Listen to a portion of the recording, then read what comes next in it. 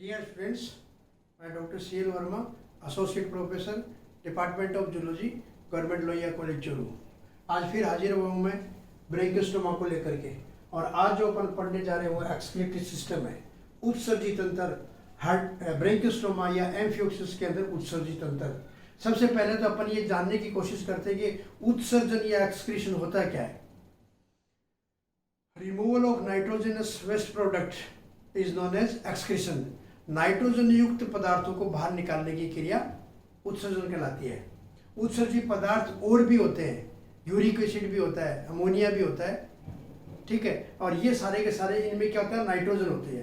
तो uric acid, urea, ammonia, तो इनको बाहर निकालने की यानी नाइट्रोजन युक्त पदार्थों को बाहर निकालने की क्रिया एक्सक्रीशन कहलाती है। यहाँ पर ब्रेंकियोस्टोमा के अंदर जो एक्सक्रीशन होता है वो अपने आप में थोड़ा सा डिफरेंट है, क्योंकि यहाँ पर जो एक्सक्रीटरी ऑर्गन होते हैं, जैसे वर्टिब्रेट्स में अपन कॉर्डेट्स में देखते हैं कि जितने भी एक्सक्रीटरी ऑर्गन्स हैं वो सिलोमोडक्ट्स हैं। सिलोम का भाग होता है, रूपांतरित भाग होता है, या यूं कह सकते हैं कि वो मेजोडर्मल ओरिजिन होते हैं। जैसे अपने अंदर किडनी है तो वो किडनी क्या मेजोडर्मल ओरिजिन है, उसका उद्भव है वो मेजोडर्म से होता है। यहाँ पर जो नेफ्रिडिया पाए जाते हैं या जिनको प्रोटोनेफ्रिडिया अपन कहते हैं, वो प्रोटोनेफ्रिडिया मेजोडर्म के नहीं बन करके एक्टोडर्मल होते हैं।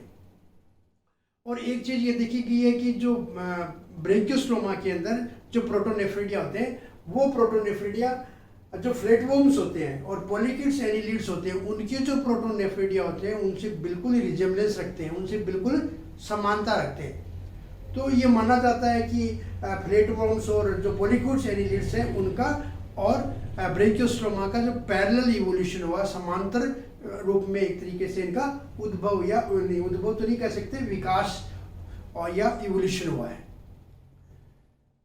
यहाँ पर जो संरचना पाई जाती है एक्सक्रीटरी ऑर्गन की के रूप में, वो ये है protonephridia, head sac nephridia, Brown's funnels, renal papillae, और इसके अलावा और भी सेल्स होती है जो उत्सर्जन का काम करती है। अपन एक एक को लेते हैं। सबसे पहले लेते हैं प्रोटोनेफ्रिडिया।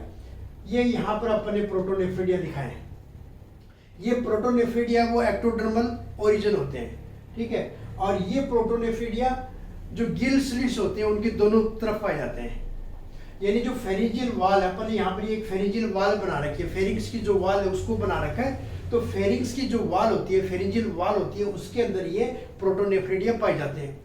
और ये प्रोटोनेफ्रिडिया गिल स्लिट्स के दोनों तरफ पाए जाते हैं। इनकी संख्या को अगर अपन देखें तो 90 से लेकर के 100 तक होती है, 90 से लेकर के 100 तक इनकी संख्या होती है जो गिल स्लिट्स के दोनों तरफ पाए जाते हैं। इनकी संरचना के अंदर अपन देखें तो इसमें दो लिंब पाई जाती है, दो नाल पाई जाती है। इसके अंदर एक हॉरिजॉन्टल नाल होती है और एक होती है वर्टिकल नाल।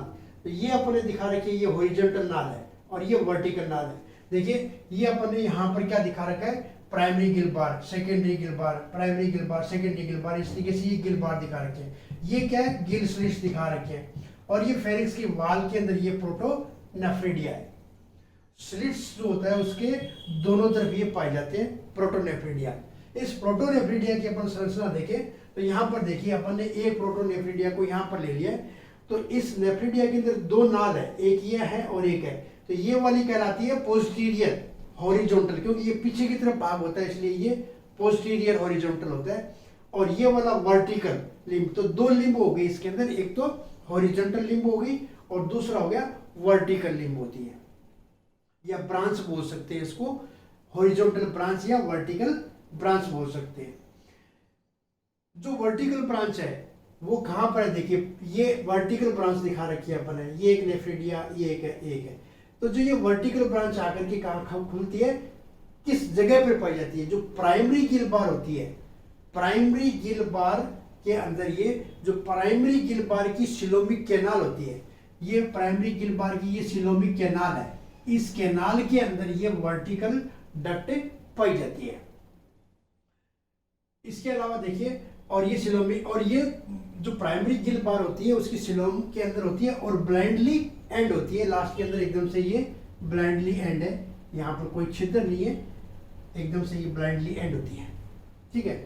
जो हॉरिजॉन्टल ब्रांच है वो सेकेंडरी गिल बार्स जो होती है सेकेंडरी गिल्स बार के अंदर पाई जाती है।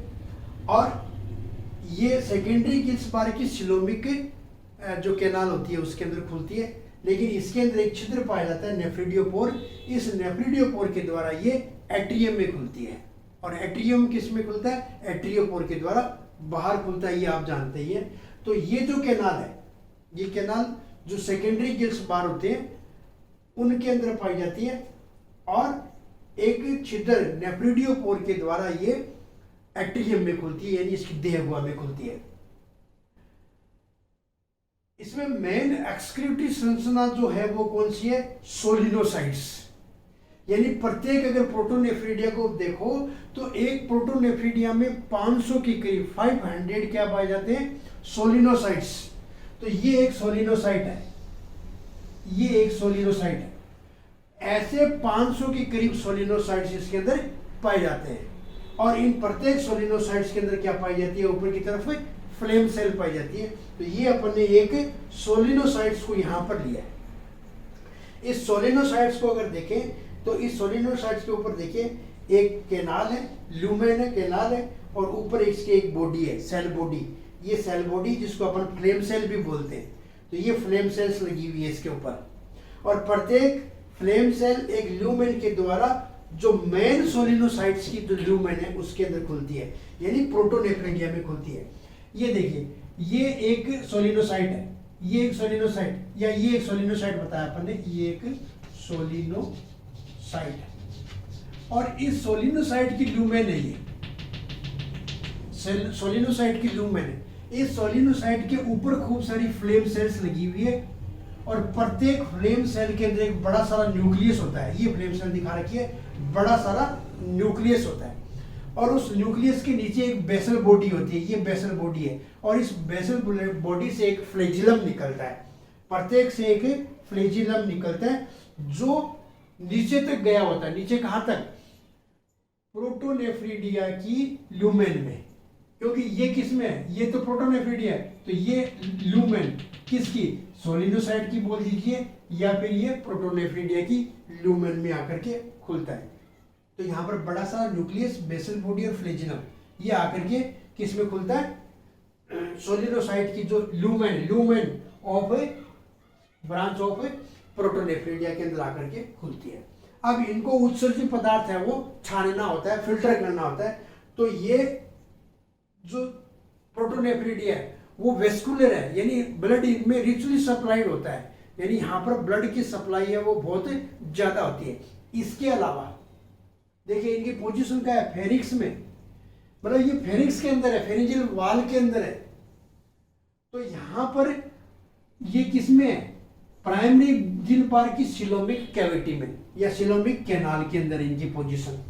तो ये उत्सर्जित पदार्थ कहां से छानेंगे, कहां से फिल्टर करेंगे? ब्लड में से, जो इसके अंदर ब्लड आता है वो, और प्लस जो गिल बार की जो ये कैनाल है, सिलोमिक कैनाल है, किसकी? गिल बार की, वहां से उत्सर्जित पदार्थों को फिल्टर करने का काम करती है ये फ्लेम सेल्स। क्योंकि यहाँ जो न्यूक्लियस है वो वाइब्रेट करता है, वो न्यूक्लियस वाइब्रेट करने से बेसल बॉडी वाइब्रेट करेगी, और वाइब्रेट करने से फ्लैजिलम क्या करता है? वाइब्रेट करता है। और उसके वाइब्रेशन से क्या होगा?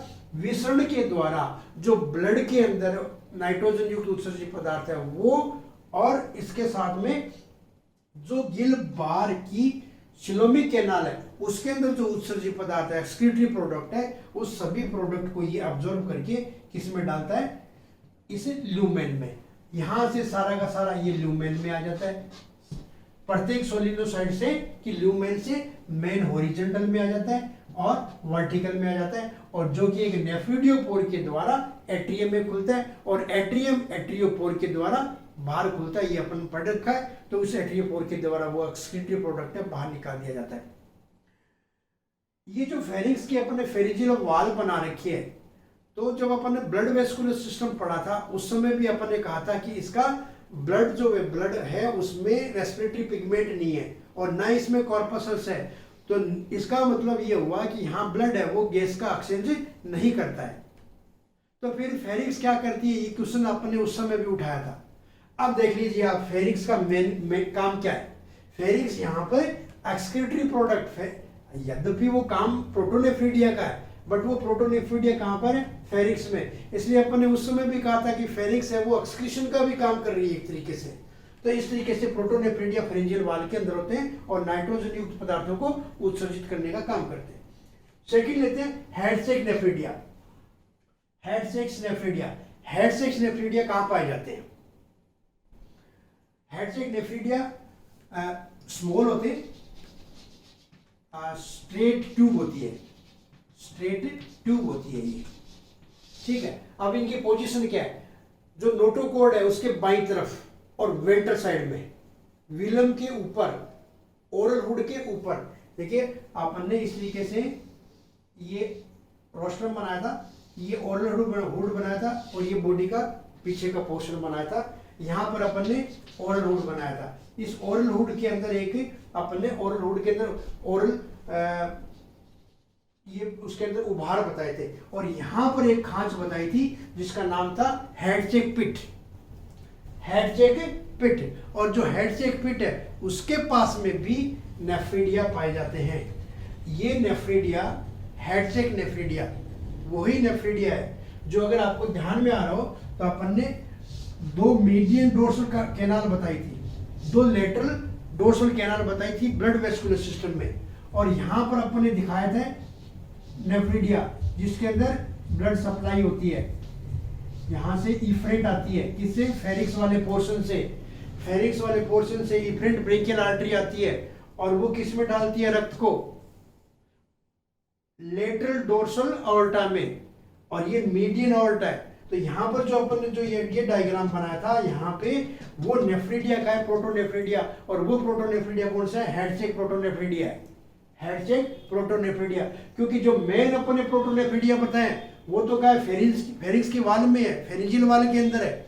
लेकिन जो हेडसेक नेफ्रीडिया है वो अपन ने यहाँ पर फेरिंक्स के ऊपर, ब्लड वेस्कुलर सिस्टम का डायग्राम आप दोबारा देखिए, उसके अंदर 2 लेटरल डोर्सल ऑर्टा दिखाई थी और दोनों मिलकर के बाद में एक मीडियन बनती है। तो यहाँ से ब्लड सप्लाई हो रहा है किसमें? प्रोटोनेफ्रीडिया में। तो इस हेडसेक नेफ्रीडिया की संरचना बिल्कुल प्रोटोनेफ्रीडिया जैसी होती है। उसकी कैनाल भी किसकी? हेडसेक नेफ्रीडिया की कैनाल भी किसमें खुलती है? फेरिंक्स के ब्रेंकियल सैक में खुलती है, फेरिंक्स के ब्रेंकियल सैक में खुलती है। और ये लास्ट के अंदर, इसके अंदर जो नेफ्रीडियोपोर होता है वो जाकर के एट्रियम में खुलता है और एट्रियोपोर के द्वारा एक्सक्रीटरी प्रोडक्ट, नाइट्रोजन युक्त एक्सक्रीटरी प्रोडक्ट छानने का काम करता है। ये नेफ्रीडिया भी अपने आप में एक्टोडर्मल ओरिजिन है, इसका भी जो उद्भव है वो एक्टोडर्मल है। तो ये होता है हेडसेक नेफ्रीडिया।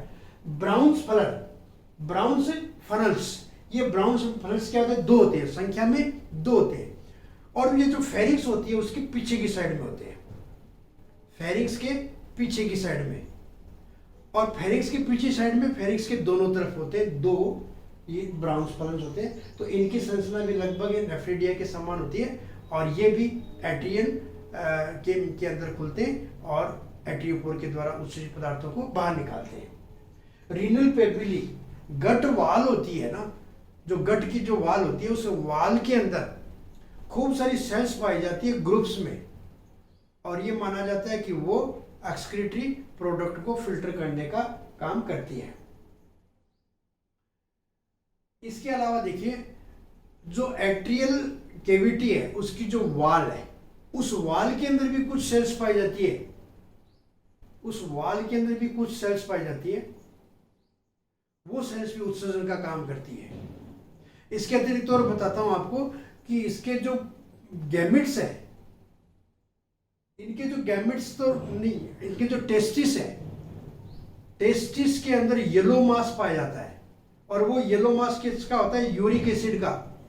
इसका मतलब ये यूरिक टेस्टिस भी क्या कर रहा है? यूरिक एसिड को फिल्टर करने का काम कर रहा है। लेकिन वो फिल्टर करके भेजेगा कहां पर? उस टेस्टिस से जब गैमेट बनेगा, स्पर्म बनेगा, तो वो यूरिक एसिड गैमेट्स के अंदर आ जाता है और वो गैमेट्स है वो बॉडी से बाहर निकल जाते हैं। तो एनिमल का तो अपने आप में क्या हो गया? एक्सक्रीशन हो गया। एनिमल ने तो अपने आप उत्सर्जन की क्रिया को संपन्न कर दिया, किसके द्वारा? टेस्टिस के द्वारा। यानी टेस्टिस भी यहाँ पर क्या करते हैं? एक तरीके से उत्सर्जन में हेल्प करते हैं। इस प्रकार से ये 4 प्रकार के मेन होते हैं और बाकी कुछ सेल्स होती है जो, तो इस प्रकार से ये एक्सक्रीटरी सिस्टम है वो कंप्लीट होता है। Thank you.